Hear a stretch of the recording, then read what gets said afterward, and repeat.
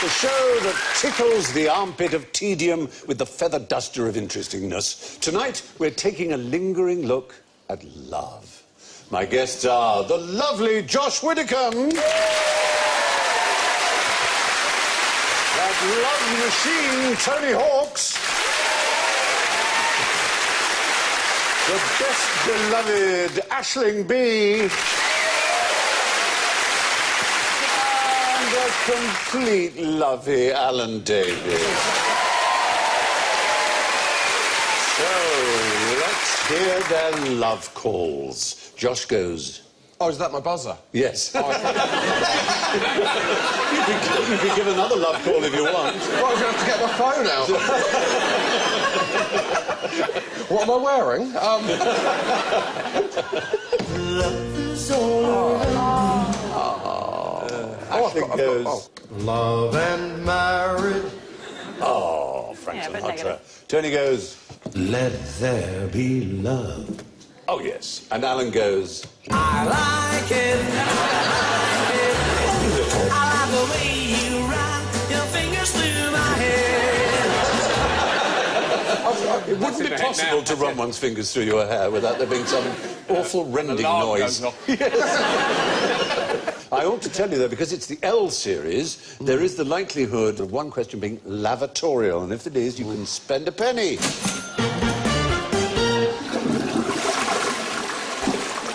Very good. And if you correctly spend your penny when I ask the question, you get extra points. It's that simple. Right, to get you in the mood, here are some foods for you to try. You should have some on your little prop tables. Oh. You've got chocolates there, Josh. You've got a potato, Alan. What have you got, then? Well, I don't. Oh, champagne. It looks like champagne. It Or could be anything. probably carver. You could have had a wee in here earlier for all I know. You wouldn't want it to fizz, though, would you? No, you wouldn't. Is your finger on top? I always do on the news. It is. I hope it's fresh. I think it's fresh and edible if you want to eat it. Well, I hope it's fresh you could as well. drop it in the champagne. It's quite delicious. Oh, champagne. God, I love... I'm allergic to champagne, literally. Are you? Yeah, I can't drink it. Oh, darling, Gives me it must be asthma. simply terrible for you. Christopher Hitchens rather wonderfully said the four most overrated things in the world are lobster, champagne, anal sex and picnics.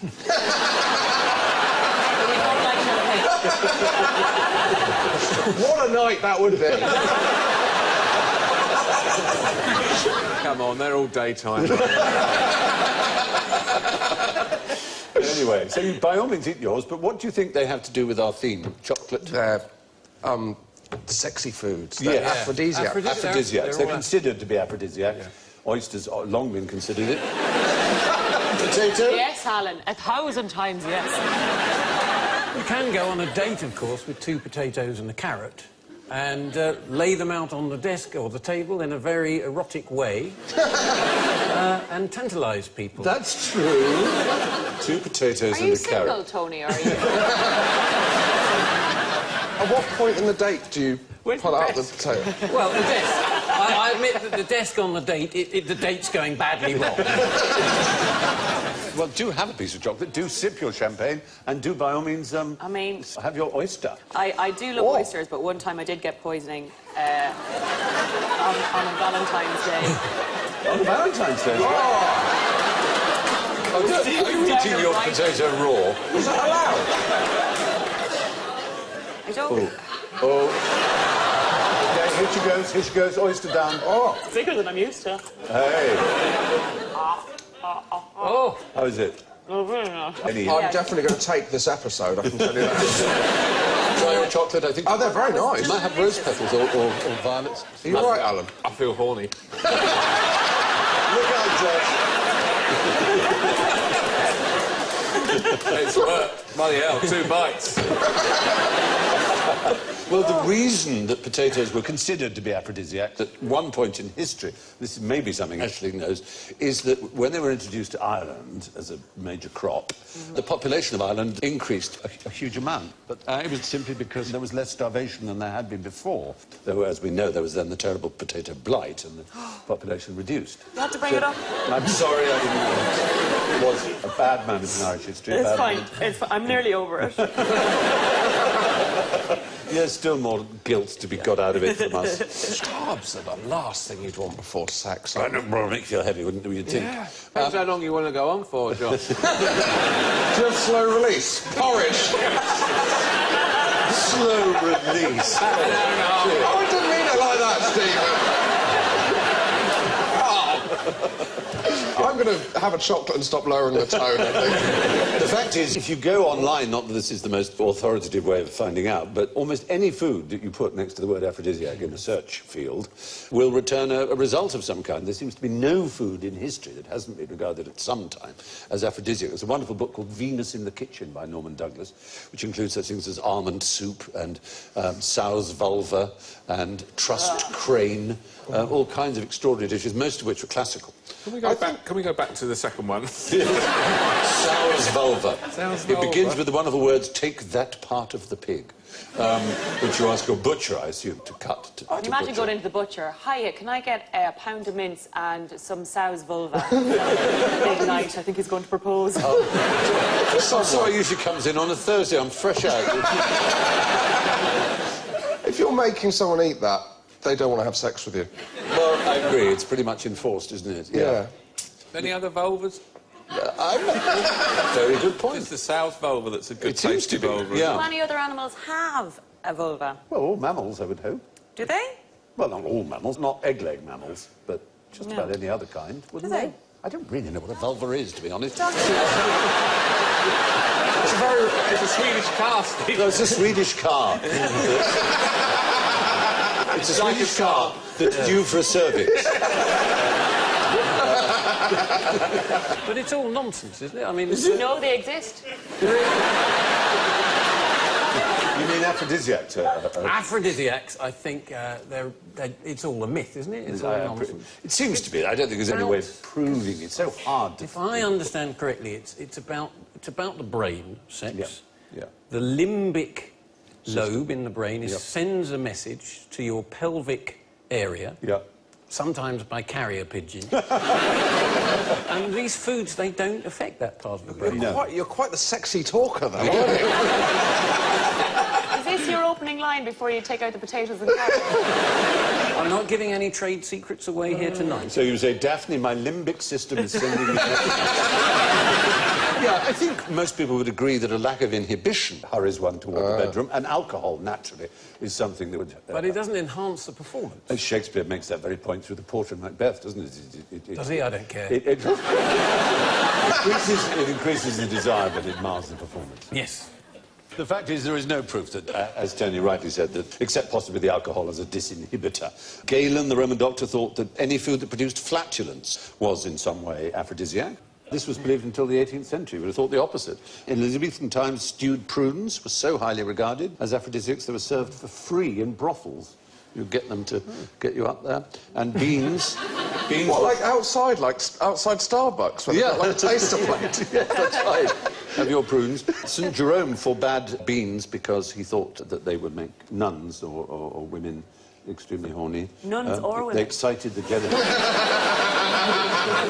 Frankly. Who knows what's under there? Yeah. They excited the genitals of women, he thought. Frog juice, putting a frog in a blender, is considered a Peruvian aphrodisiac. They have blenders. Not now, I assume when they first thought of it, they didn't have blenders. No, probably so not. they The would have- Incans were very, very advanced, though, but... Yeah.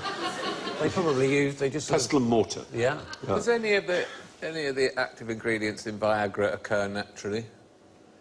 Real fake. Oh, good question. I like that. I like You that. get them Whoa. as Viagra. That would be interesting to know. Why? Are you worried about what that potato's done to you.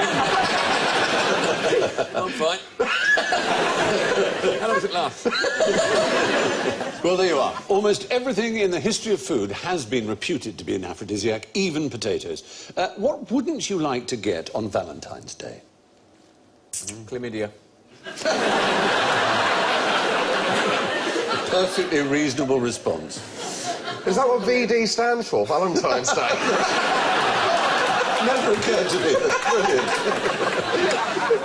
This is probably a few people have heard this, which is the most tragic thing you can get on Valentine's Day is the card from your mum. Oh, yes. Or from my nan, in my case, you know. Both, one from my mum, one from my nan, you know. Oh, that's sweet, though. But it's better than a one-way ticket to New Zealand. Yeah. That would be That would be a hint too far. I once got on I just split up with my girlfriend, and it was my birthday, and my family don't really do birthdays much, but her family did. So I received one birthday card, which was from my ex-girlfriend's mum. Oh, my goodness. And I've just realised how bleak that is. Yeah. I thought that was an amusing anecdote. Turns out it's actually the bleakest moment of my life. We're all very sorry for you. Can anyone tell me why on the Valentine's Day cards you're not supposed to admit that you've sent it? Because that's the most pointless thing, isn't it? You get a card from someone, you want to know who it is, so you can go round and sort them out, don't you? Really? Sort them out. What are you, Ray Winston? Take them to your office. Take them to your office, Show them a show them the spreadsheet. desk, Get the carrot out. get the carrot and potato. Begin the whole out. process. Then via the greengrocer to pick up your vegetables. You've had a window into your life, Tony. That's Well. weird. The really high watermark of Valentine card sending was a 50-year period from 1840 to 1890 when Victorians sent each other Valentine's cards on Valentine's Day. But they didn't just send love letters. They sent what you might almost call hate mail, but they were known as vinegar valentines. And there's a, I don't know what that's basically saying, you are bald and smelly because flies. You're not very good at DIY. Is one. You shouldn't have cut through that wire. Not surprisingly, they're quite rare because people who receive them tended to throw them away. So people who collect cards value them very highly.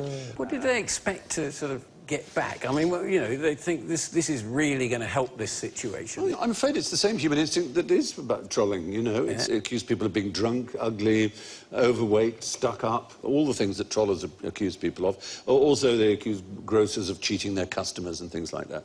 And very often they didn't put stamps on, so that the recipient had to pay the stamp.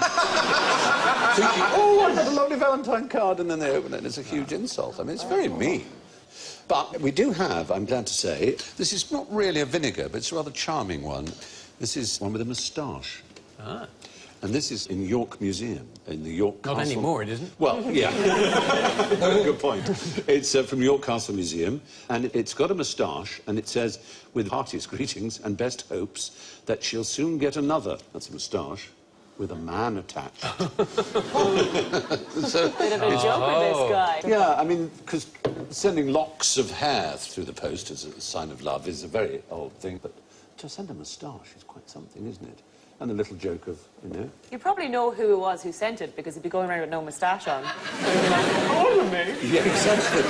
If you kidnapped a man with a moustache, Yes. you know, then you'd send the moustache to show that you've got... Oh, yeah, that's true. It's kinder than sending an ear. Yeah. Recognise this moustache? Yeah.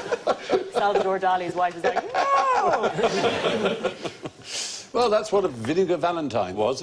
From love letters to l'amour. Who did Napoleon's ex go out with next? Are we talking about Josephine? Well, yes, we are, but not the Empress Josephine. Oddly enough, he seemed to have a predilection for Josephines. Well, he had two mistresses. One was called Josefina, and one was called Josephine, neither of whom was the Empress Josephine. There they are. There was Josefina Grassini, who was a beautiful dancer, opera singer, opera dancer, they used to be called it, and Josephine Weimar, an actress. So they were both very beautiful. She looks like she's doing the single ladies dance, like she's, what? She's showing how tall Napoleon is. That's what I once was this high! But these, as I say, were different Josephines. They were later ones. Just before the Battle of Waterloo, who was the British ambassador in Paris? British ambassador... I'll leave this one to you, Alan. Before Napoleon escaped. Before Napoleon escaped. It's kind of easier than you think. He was the victor of Peninsula and he'd beaten Napoleon before, and he was about to beat him again. It was the Duke of Wellington. Duke of Wellington himself. There's old Hooky on the right, and there's Napoleon on the left, and... yeah, Wellington really knew how to rub it in when he beat someone, as it were. Did he go out with... Yeah, he went out with both of these mistresses. He seduced both during his stay in Paris as ambassador in 1814 and 1815, just before Waterloo, before the escape of Napoleon. While Napoleon was in Elba, having abdicated, if you remember. Able was I ere I saw Elba. What's odd about that phrase? It's a palindrome, isn't it? Yeah, that's Yes. right, Palindrome. exactly, it's a palindrome. It's actually a palindrome, guys, so... And Weimar was the only one who compared the two in bed, which is extremely unkind of her. She said, Monsieur le Duc était beaucoup plus fort, was a lot stronger in bed. Fort is fiercer, stronger, mightier. Yeah, better, basically. Was there a Mrs. Wellington sort of back home who was a bit fed up about The them? Duchess, yeah. Yeah, she must have been, you know, unimpressed, I'd say. Well, he famously did have a lot of affairs. There were so many potatoes around in those days. No doubt that they were up to it. That's right. And after the war's ended, he was presented with Napoleon's sword, 3 paintings of him, and a painting of his sister, Paolina Borghese. There she is, that's Napoleon's sister there, with a nipple showing. Got something keeping her chin on as well. Yes, she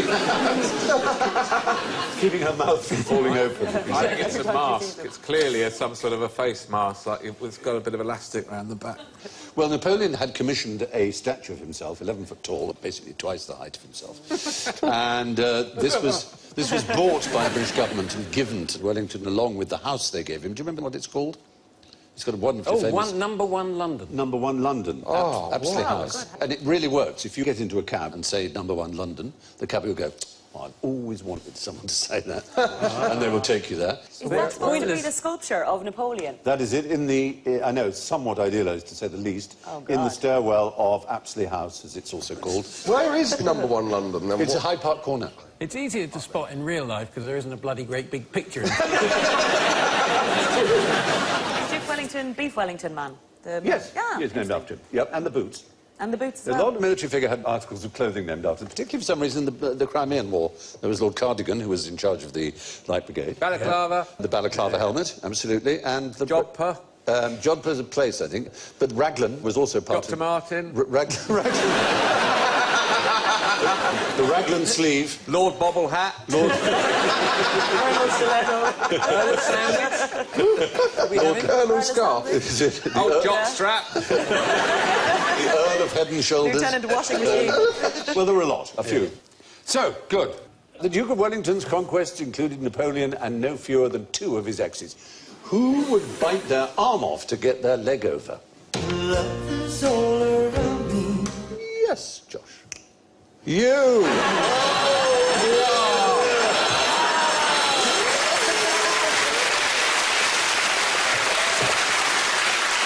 Even if we hadn't got that one ready, you'd already revealed what a sad act you are, and we would have typed it into it. It must be from the animal kingdom. It is from the animal kingdom, and what type of animals usually have to suffer in order to give their seed, as it were? Spiders are usually... Spiders is the right answer. Oh, look at that. It's a particular kind of spider. There's the female on the left, and there's the male on the right. That's a niche market there. He's going to have a Napoleon complex, isn't he? Have you seen that picture of Bernie Ecclestone and his ex-wife? It's like that old He's said to his mates have said, no, don't bother, she's too big for you. He's going, no, I can get her. You watch, she's no problem at all, mate. You know. He won't let her wear heels on a night out, will he? She is 100 times bigger, and if we see him close up, you might notice... He's Tom Cruise. It's quite hard to see, but the front 2, the left one is curled inwards a bit, but the right one is straight up, are actually penis legs. He has 8 legs like any spider, but the front 2 are penises and are charged with I've got a couple of them down under. The old penis leg there. They're called pedipalps. And the thing he does in order to get a better chance of shagging that enormous female is he actually spins some silk and ties it round one of his penis legs and pulls so that it basically pulls it off. So he actually tears it off. If he pulls it off, there's no point in having sex with it. No, there's one left. Oh. And it gives him a speed advantage. So he's much, much quicker, so he can scuttle after her. Wow. It all seems most complicated life cycle, the oddest procedure, but it's honestly true. It's the male tent cobweb spider. So the males that do this are 44% faster than ones who've kept both their penis legs.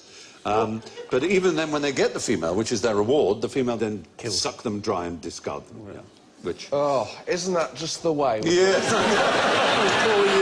You deserve it, you old bastards.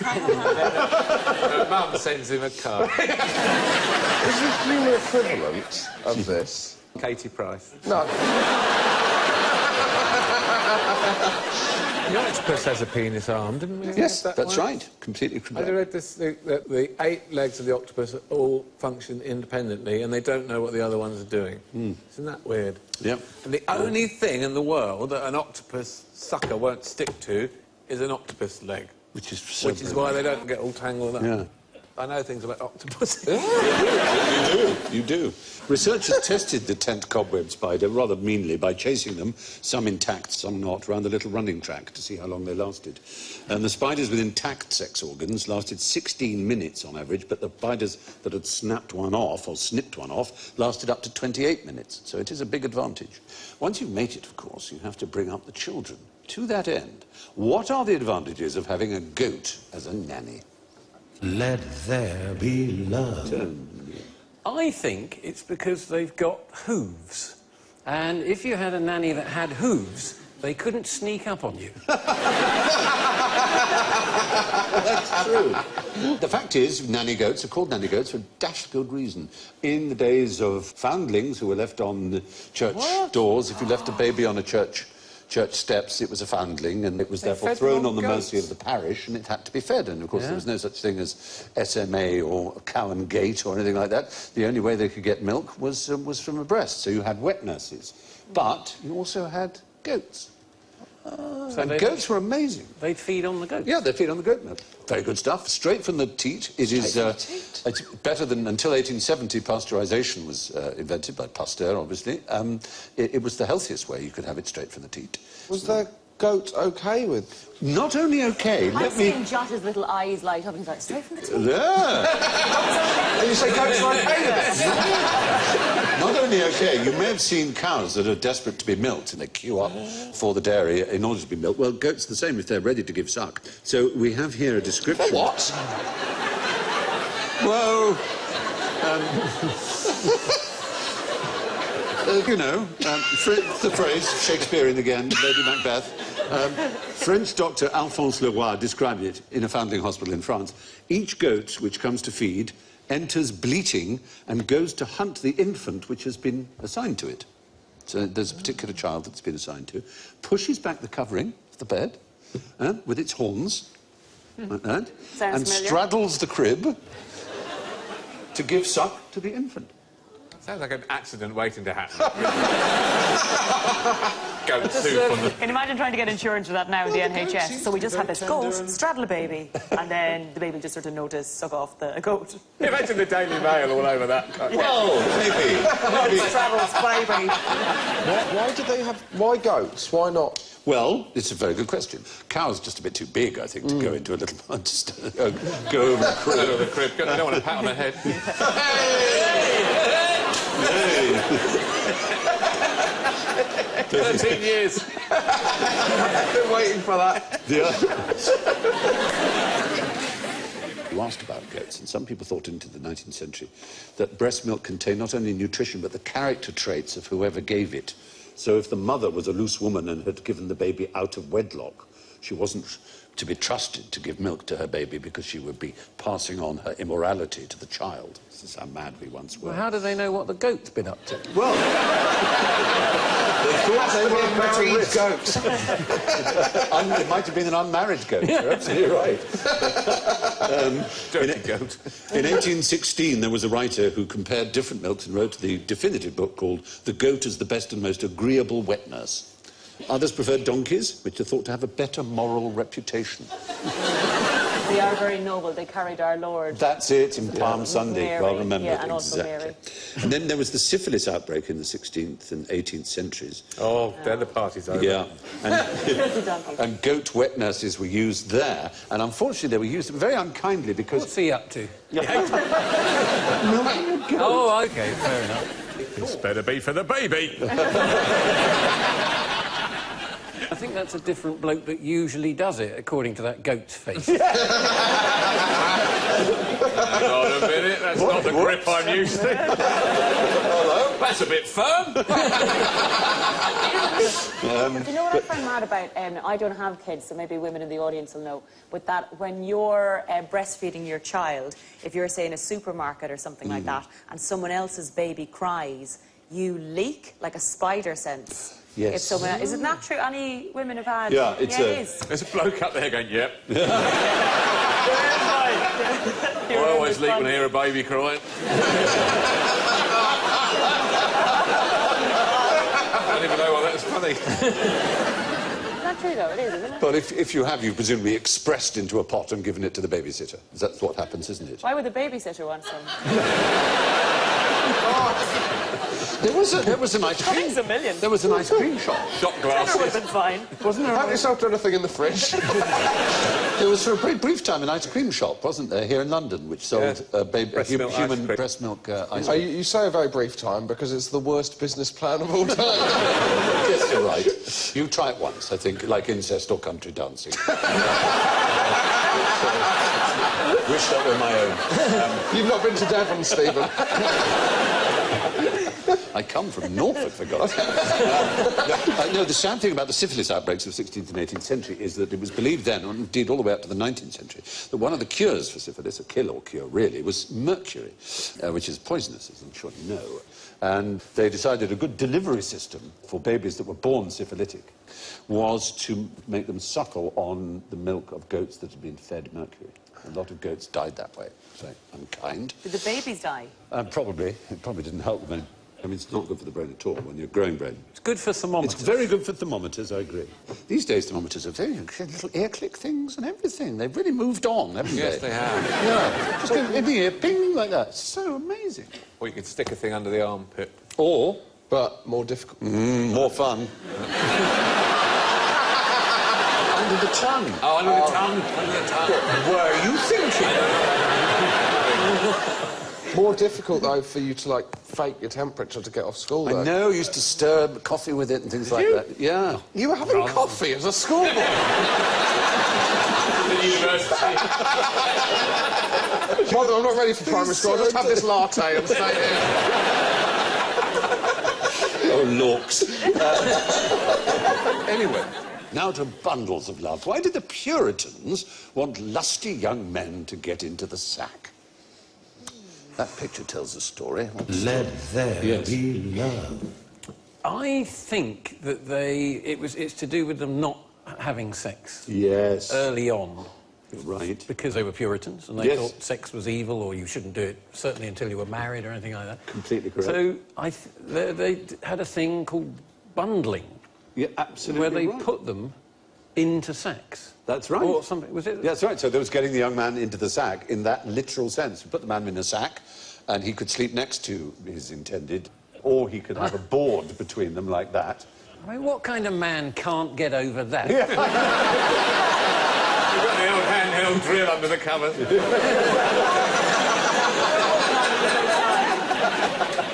He's actually looking at that and saying, this is more over my side. Does the duvet go under the... It does. You basically fit this wooden thing on once you've made the bed. You sure they haven't just misread the instructions to an IKEA? The IKEA bundling kit. The York-collar bed. Why were they sleeping together before marriage? Well, I think that they did want them to get used to each other conversationally. Yes, that's right. Well, genuinely, that was Yeah. it. I believe that's the idea. So that was bundling. It was an American and Dutch tradition which Americans took to, particularly in Pennsylvania, where a lot of Dutch people went. Teenagers in sacks has a certain logic, but frogs in underpants, what would you do that for? If you run out of carrots.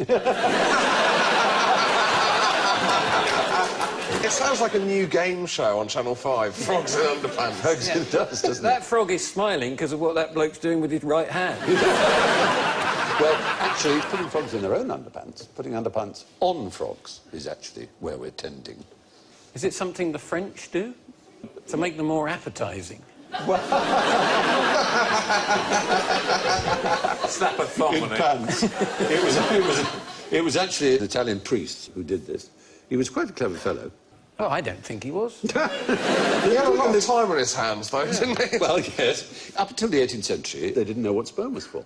And why would they? It doesn't seem so obvious to us. And so, like all good scientists, this particular fellow, who was an He Italian put a called... frog in some underpants. Yes, he was called Lazzaro Spallanzani. It's the obvious next step. So Spallanzani, yeah, well, it is, if you think about it, he knew that frogs fertilise their eggs outside the female's body. So it's a lot simpler than doing it to an animal that actually shagged, you know, like Don't we do do. that with your chair. Sorry. Didn't get spotted. It was an easy way of testing because the females lay the eggs and the males come along and the eggs are fertilised. So he thought, if I cover these in little taffeta pants, which he put on the frogs then tried, you know, and the eggs did not fertilise. And so he was able to make the correct assumption that the semen was necessary for fertilising eggs. And he extrapolated that into other animals. But he didn't just work on frog sperm, so I would say he was clever. Spallanzani. He also was one of the first people to carry out artificial insemination on a spaniel. First person to suggest that bats use sound to navigate in the dark. He experimented on snail regeneration. This was slightly less kind. He had this idea, I think it was known that snails could regenerate their heads, so he took quite a lot of them, 423, cut all their heads off. Did he say he was a priest? Yes. He wasn't doing many sermons. No, quite a lot of people Very were small priests. parish. So 423 snails, of which a fifth supposedly grew their heads back, which is not a lot, but it would be a lot more than if he'd done it to humans. He also, and this is a very extraordinary experiment, he tested the power of gastric juices by putting food in a sort of cheesecloth bag, which he tied up, and then swallowed and lowered into his tummy on a string, and then brought it up to see how much it had been... yeah, but how else would you do it? It sounds like one of those people you just would not want to get stuck with at a dinner party. Probably true. Oh, yeah, good, yeah. Right, What, when he's getting out his cheesecloth for the dinner? Excuse me. Maybe something more unpleasant still. What horror was first shown in the film Psycho? Washington. Was it someone in the shower?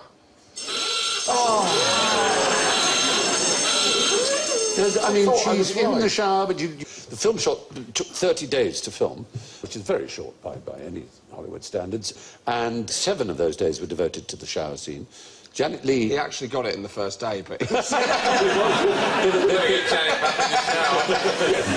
there be love. Yes, you're right. There was a toilet in the shower scene. Yes. Is that it? Yeah.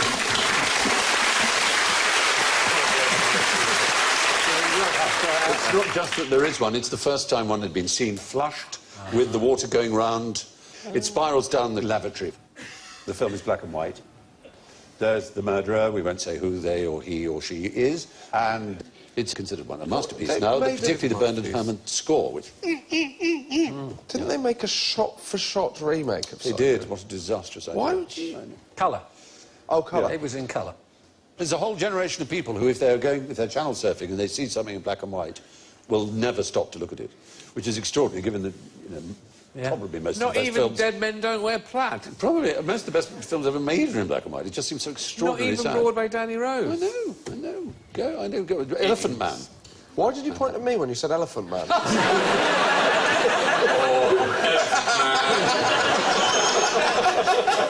Good to have you on the show, John. That was purely accidental. Anyway, Psycho was the first film to feature a flushing lavatory. From flushing to blushing. Why did half the brides in London go to prison?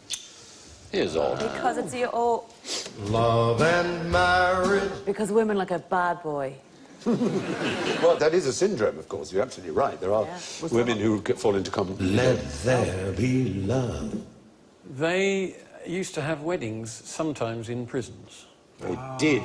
And there was a good reason for that. We're going back... 150 years. Probably even more than that. You were talking really the 18th century because there was a law brought in to stop it happening. But essentially there were certain kinds of prisons. Obviously there were prisons where people were sent for committing crimes.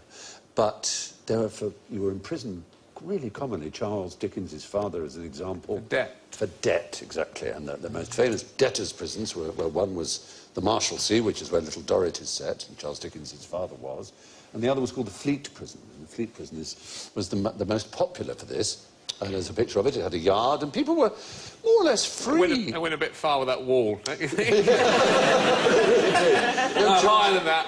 Oh, I've seen them jump. They can jump. They can make ladders out of shoes. I've seen them. Higher. Alan, it's because they kept losing their ball over the wall. They can get out the top window. Quite a lot of the people who got into debt were priests, and they didn't get defrocked for it. It wasn't a defrockable offence, so they didn't get cast out of the church. So they retained their ability, their licence to marry. So if you wanted to get married in a hurry, you went to an indebted priest, and he wouldn't charge that much, and it would go against his debt, the debt that he had to pay to get out of prison. So it was all worked very nicely. So if you're in debt, how do you get out of prison? Your family or someone eventually raises the money. Oh. So you're basically kept as a kind of hostage. It's a miserable business. I mean, it doesn't look that miserable. Yeah, this looks like an advert for come to prison. You were pretty much allowed to mingle. Your children, brothers, sisters, a visiting day was available. If you read Little Dorrit, you'll see that Little Dorrit's father was kind of the king of the Marshalsea. He had the best rooms, and he was treated as if he was a great gentleman. That would be worth... Think how much that property would be worth in London now. Oh, goodness me. For the wall alone. Yeah. You've got outside space, it's lovely. They don't get tennis rackets in prisons these days, do they? They're all out playing tennis. They don't go to the warder and just say, I'm just off for a game of tennis. No, that's true. And this person in the bottom left, are they smoking a crack pipe? Yeah. It does look a bit like They are. Fleet weddings were brought to an end by 1753 by Lord Hardwicke, his Marriage Act. So after that, most people who wanted an irregular marriage, as it was called, went to... Where did they have to go to get married in a hurry? Gretna Green. Gretna Green is the right answer, the nearest they could get to. Where was just over the Scottish border, where law was different. The effect of the Act was that it got rid of this idea of a common law marriage. So for 250 years, there's been no such thing as a common law marriage. Although over 60% of people asked if there is such a thing as a common law marriage believe there is, but it has no basis in law at all, no standing. Right. Yeah. Now, it's time to clear the blockage of received wisdom with the plunger of general ignorance. So fingers on buzzers, please. What should a Welshman wear in his hat on St. David's Day? Let there be love. Yes. Daffodil. Well, if it's not, it's got to be a leek, right? It's got to be a leek. What about cheese on toast? Is it going to be a leek? Is it a Welsh rabbit? A Welsh rabbit. We've been rather unfair there, of course, because Welsh people do wear leeks these days in their heads, but we're going all the way back to the original battle they fought, where supposedly they wore leeks in order to distinguish themselves. You can see, if that's the Royal Welsh Regiment or whoever, with what looked more like, actually... Never seen a queen so happy. She really does look thrilled. What's that bloke said to her about his hat? She loves Something it. about it. They've all got leeks on their hats.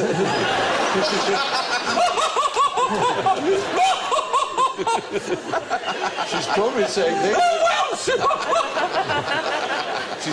they don't know that they're actually spring onions. Because they look a lot more like spring onions. Well, there's a whole issue about whether or not there were leeks. And Alan Davidson, close name, author of the Oxford Dictionary of Food, he claims that leeks, as we know them, didn't arrive in Britain for much longer after the Battle of Heathfield, where the Welsh who beat the Saxons there believed that they first wore leeks to identify themselves. In Anglo-Saxon, the suffix liek meant any member of the onion family. So enliek was an onion and garliek was garlic. So they might have sported something like garlic, which is slightly more light and practical than certainly a fully grown leek. The Museum of Wales thinks that actual leeks may have been brought over by the Romans, so there's dispute, really, to be honest. We just wanted to take points away from you. Anyway, it's possible that the national emblem of Wales should really be a garlic. There's a layer of the atmosphere which protects us from ultraviolet radiation. What's it made of? Hint, it has a hole in it. Love and marriage. Ozone. Oh! No. What are the odds? What are the odds? Because it is called the ozone layer, but it is neither a layer nor made primarily of ozone, which is very mean of scientists to do that to us. It wouldn't even have Named after existed. the Irish family, the Zones, or the Ozones. The ozone! Yeah. The ozones have moved in next door. It's only 15 parts per million ozone.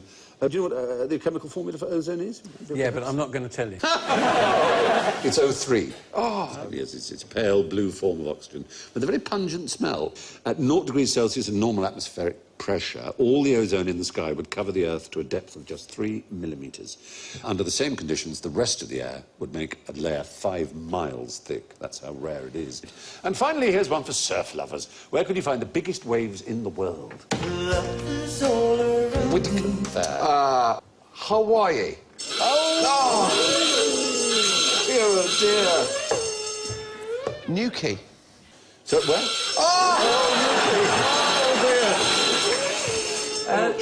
The Indian Ocean? No, well, possibly, yeah. Malibu. Well, I was just on a hat trick. yeah. There is good surfing to be had there on the Californian coast, but let's forget coasts. Let's forget Australian coasts and any other coast. Is it going to be Is it going to be a different type of wave? It is, no, it's a seawater wave, but it's underwater. The biggest waves are actually subsurface waves. It was satellites that showed us. We didn't know until satellite photography. And there are lots of drowned surfers. They'll be very hard to surf because they really go incredibly slow. They crawl along a few centimetres a second, so a few metres an hour, I think. And a tsunami, on the other hand, which is obviously a gigantic wave, is Japanese for harbour wave, because we say tidal wave, whereas a tidal wave isn't correct, because it isn't tidal. Tsunamis result from earthquakes, landslides and volcanoes, as we probably know. In the open ocean, the waves are about only 300 millimetres high, but with a very long wavelength, sometimes hundreds of kilometres apart. As they approach land, the sea gets shallower, and that's what pushes them up. How fast is a tsunami? Because he is not going to... And he's not going to make it, I'm afraid. No, he's not. Especially with 3 sharks on their way. What with him not having any feet? Dear, oh dear, oh dear, but before it gets any sicker, the world's biggest waves are underwater. And so, finally, to the scores, which, if you're lucky, will be love all. Well, they aren't. Oh. They're fascinating, though. He did run into the wall several times. The tousle, toe-headed deer from Devon. Minus 36 points in 4th place is Josh Widdicombe.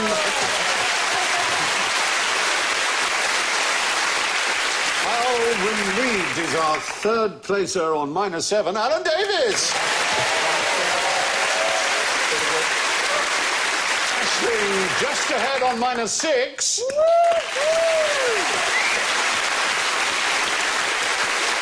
On +7, it's Tony Hawk.